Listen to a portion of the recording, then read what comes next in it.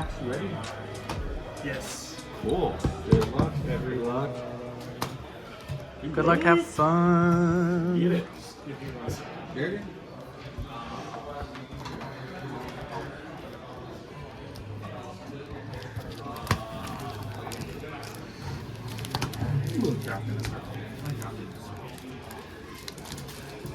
So this is not bad. Then we play in a circle for we'll play this way. Play across? Playing across is a little hard. Let's just play a game of Commander after we draft here. After we finish drafting here.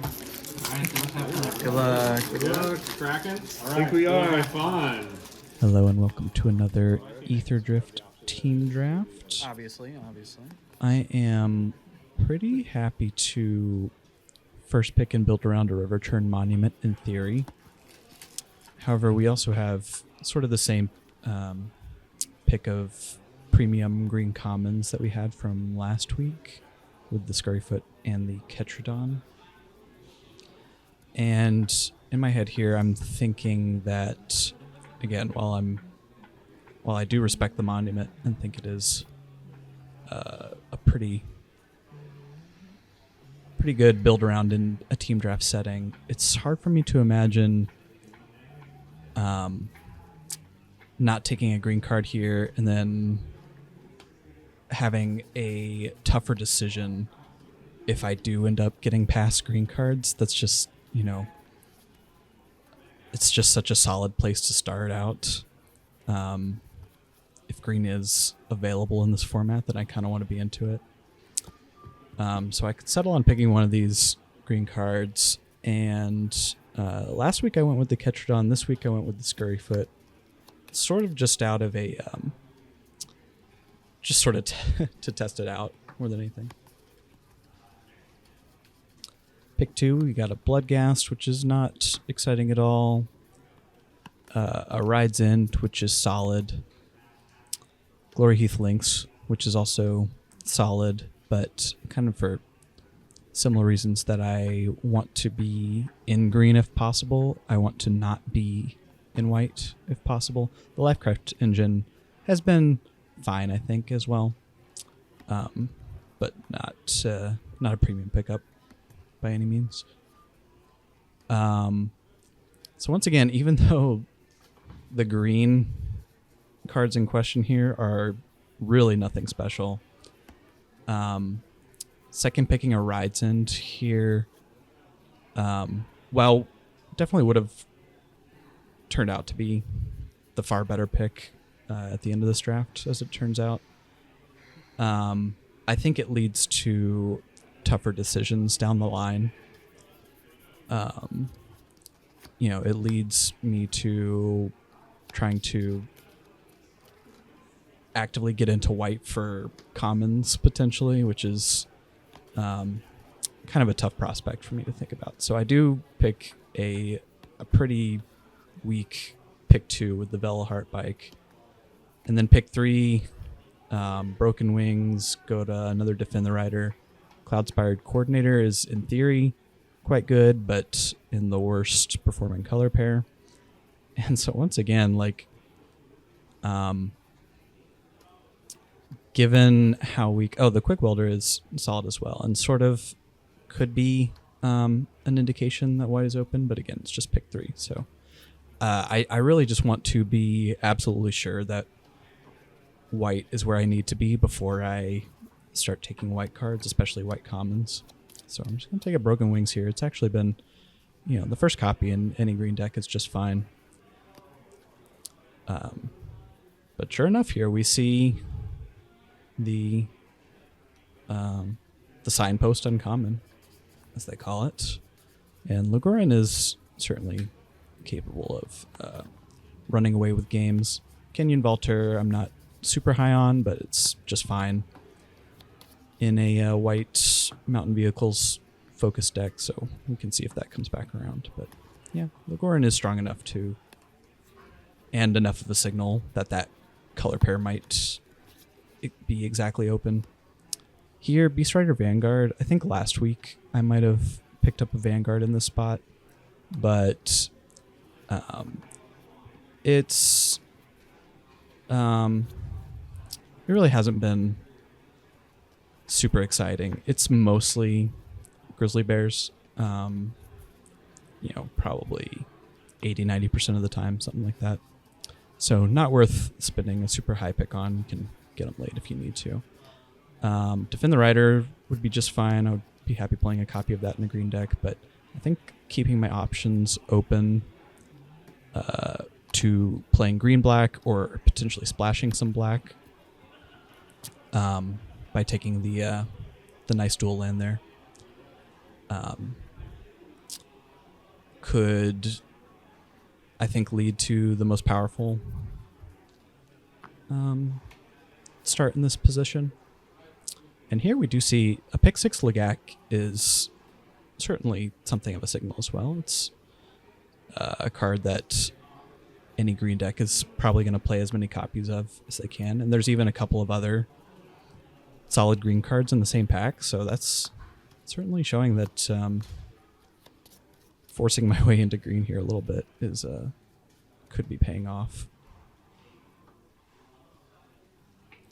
Pick 7 we see Black Green Jaguar in green, which is certainly nothing special. Lotus Guard Disciple in white, which is just fine. The Pathmaker I'm not set up for at all, of course. My only artifact, I believe, being the Velahart Bike so far.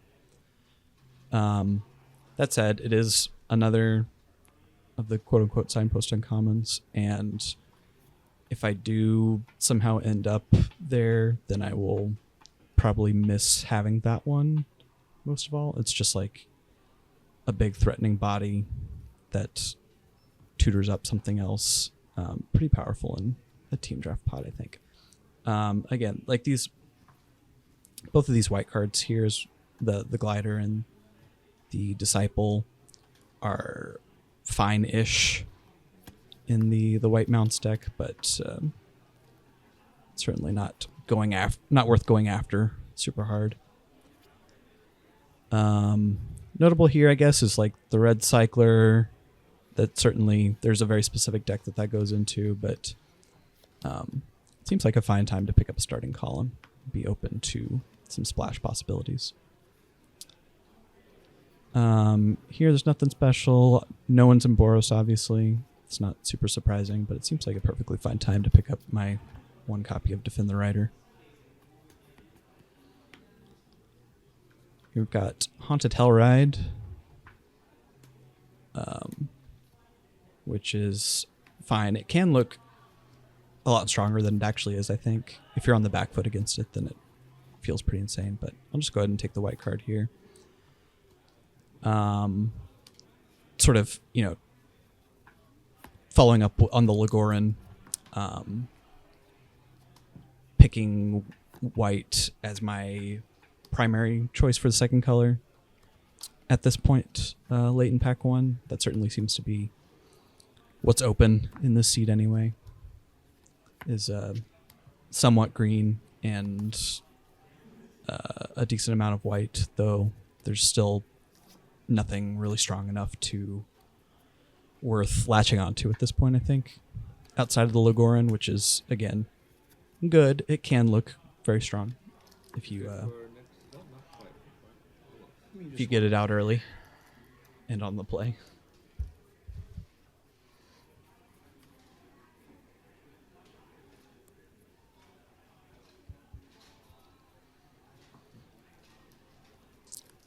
But again, having this green-black Verge leads me at least open to the possibility of being black or playing some black. The Velahart Bike as well. My other point I was going to say on the pack 1 pick 2 pick, actually, is that if I pick the rides in there, then I'm going to potentially be interested in splashing it. But if I am splashing, then in a green deck, then I will probably want the Velahart Bike anyway, so I figured I would just go ahead and pick it up there.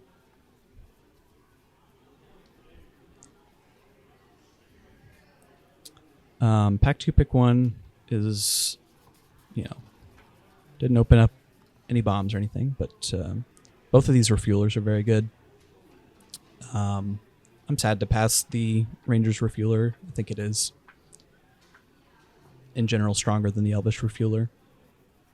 But given that I have a bunch of green cards that I want to play and a Scurryfoot that combos with it nicely, I can just go ahead and take the Elvish here.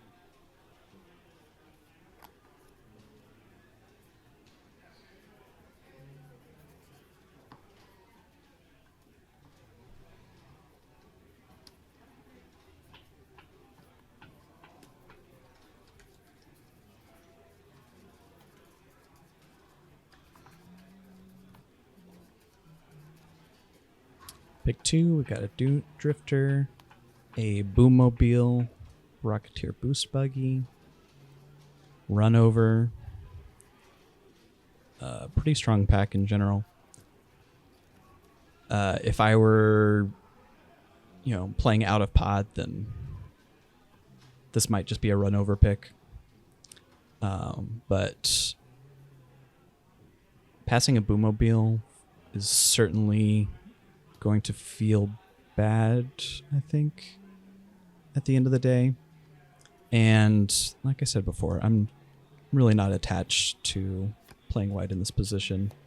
And so the presence of the Boommobile and the Boost Buggy there could certainly tell me that there's a chance of getting hooked up in red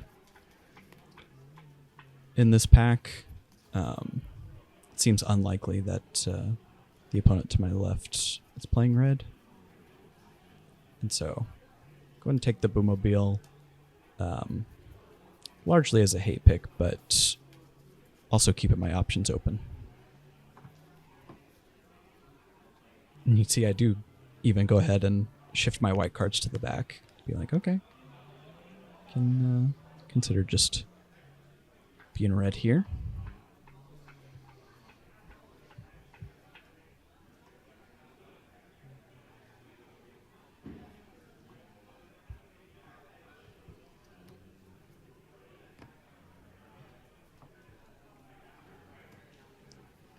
Next up, Glory Heath Lynx,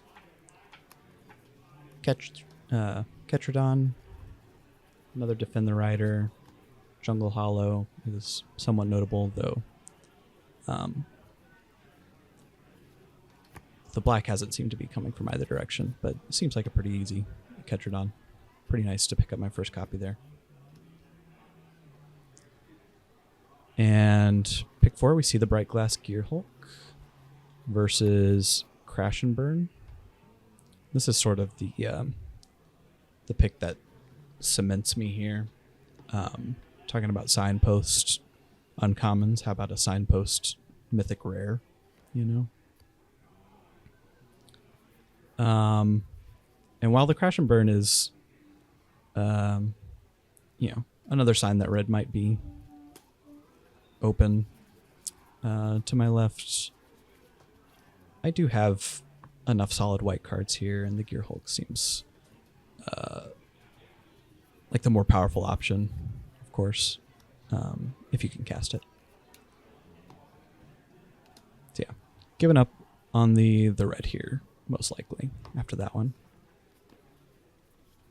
And, seeing a white rare, pack 2, pick 5. Not that it's a bomb or anything, but it's still a solid white card. That's seems to be a good sign that I made the right choice there.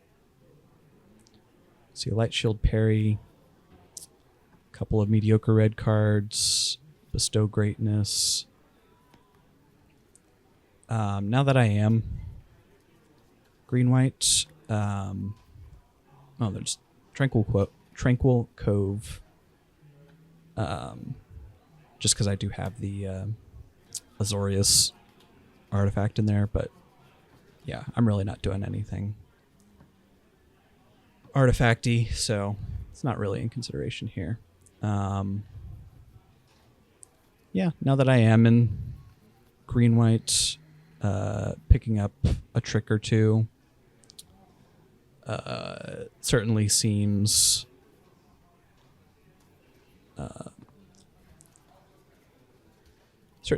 like something I would be interested in. in lieu of the removal that I'm just not seeing in the seat.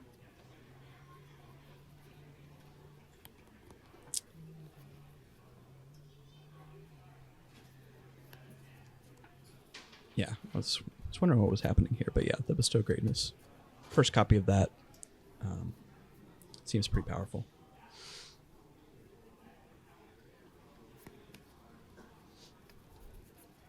And we're shifting our cards around again, locking into green-white pretty much at this point. Nesting Bot is, might have been the pick here, if not for this Blossoming Sands. It's not an amazing card. I don't really care too much about speed with the cards I have so far. And if you play it on any turn other than one, its value goes down significantly. But having just picked up a Gear Hulk, taking a double on-color duel seems like a great way to ensure that I can cast it consistently. Some sort of mediocre Rakdos cards and a Leonin Survivor, which seems fine for me. Pick 9 links. Very happy to see that. A Parry would probably make it in the deck here, but obviously links premium 2-drop for what I'm doing. And now it's all green-white cards, so obviously found my lane. It's another Leonin Survivor, which, certainly makes me care about speed a little bit more, but I still think taking the Blossoming Sands over the Nesting Bot was correct. Just take another solid 2-drop to keep filling out the curve. I'll just take a Wild Roads here. I think I already have a Daring Mechanic, and I'm looking to play, 0 to 1 copies of it, so no need to take another one.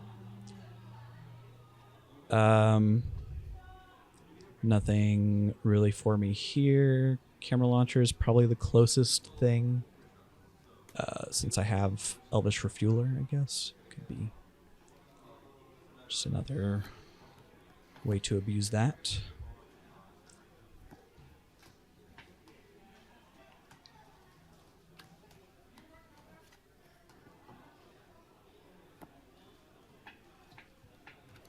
And just winding down pack 2 here. So yeah, certainly found the lane and got a pretty sweet mythic rare for it. Though at this point, I'm certainly noticing that I don't have many targets for the Gear Hulk to tutor up. Even just finding Scurryfoot is still going to be pretty good, but certainly going to be on the lookout for a couple more targets for the Gear Hulk to tutor up in pack 3 here.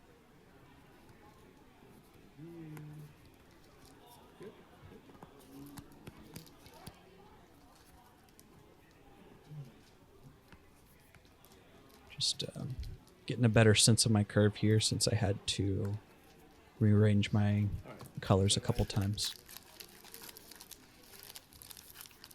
Get a better sense of what exactly I need. Mostly removal. That's what I really need. Pack 3, got a rare land back on track, Earth Rumbler, and that's about it. Back on track is certainly quite strong, but I'm not using it well at all. Earth Rumbler is also extremely strong, though. So, very happy to first pick one.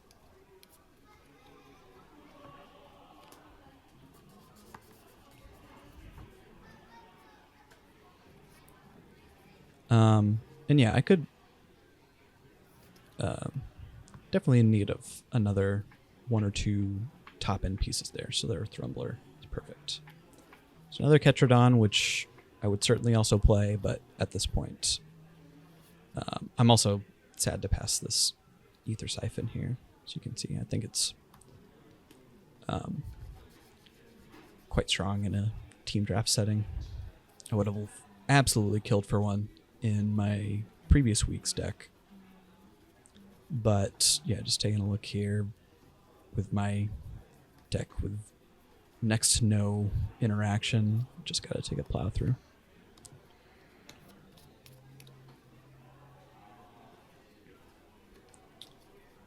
Pack 3, pick 3. I'm seeing basically nothing here. I'm not very interested in playing my first starting column, so the second one doesn't make sense. Silken Strength is, could be played, but it's nothing exciting. The best card here by far is Spin Out, which I just can't cast at all, really. So it comes down to this and Rover Blades, in my mind anyway. And once again, I'm going to end up being very informed by how last week's draft played out. Where, to be fair, I never drew the Rover Blades when it was in my deck, but I also sided it out every game.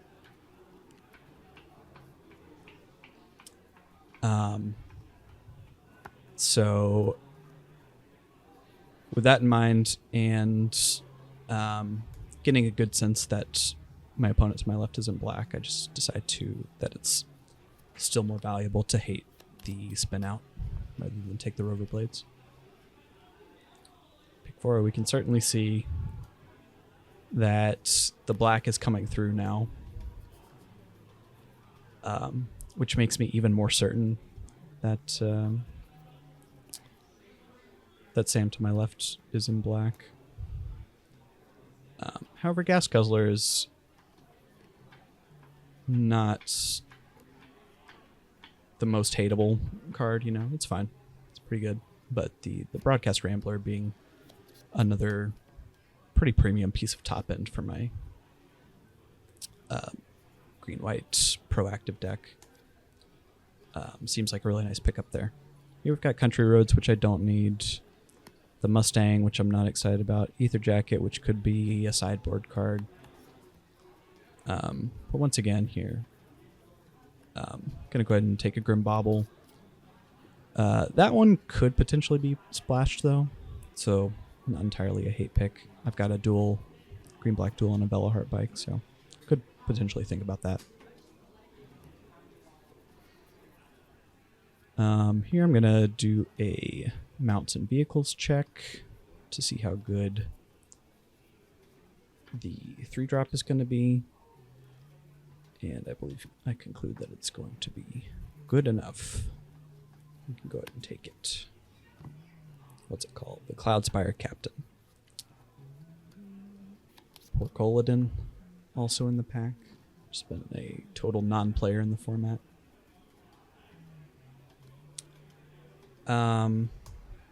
Pick 7.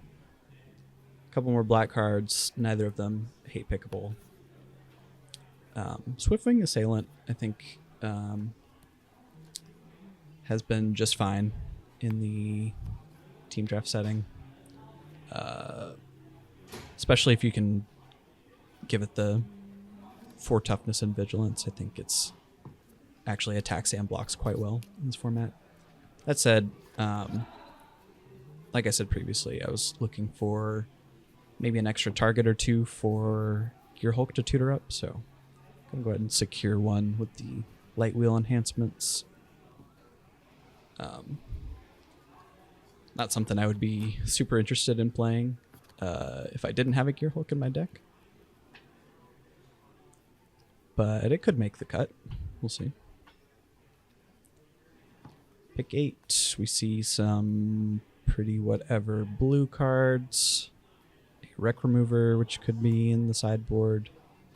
But once again, my deck that's pretty low on interaction is happy running at least a couple combat tricks. Light Shield Parry as a fine pickup here, I think. Pick 9, we see another one. And basically nothing else.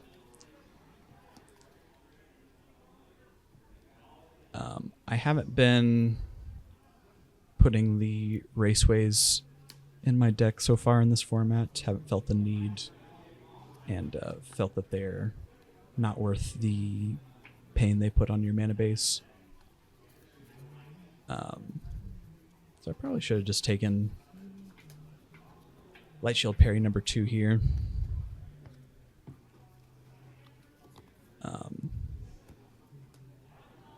But was kind of thinking that I was doing fine on playables and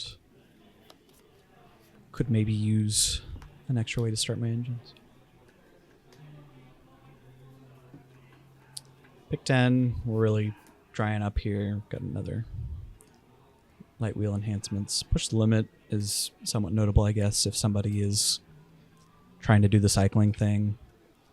But I passed a monument to endurance and to my right in pack 2, and then the opponent to the right passed me push the limit, so they're obviously not, they would be probably the most interested in it and didn't take it. My opponent to my left passed me Bootmobile Boost Buggy in pack 2, so they're likely not interested in it.